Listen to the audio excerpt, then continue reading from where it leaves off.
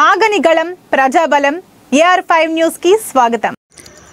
తాడిపత్రి హైవేపై మాజీ ఎమ్మెల్యే ధర్నా. రాష్ట్రంలో పత్తి రైతులను ఆదుకోవాలని డిమాండ్ చేస్తూ తాడిపత్రి మాజీ ఎమ్మెల్యే జేసీ ప్రభాకర్ రెడ్డి తన అనుచరులతో కలిసి పెద్దవడుగూరు మండలం కాసేపల్లి టోల్ ప్లాజా వద్ద బైఠాయించి ఆందోళన చేశారు.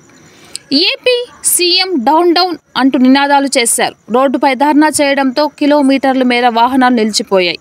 ప్రభుత్వం పత్తి రైతులను ఆదుకోవాలని డిమాండ్ చేశారు.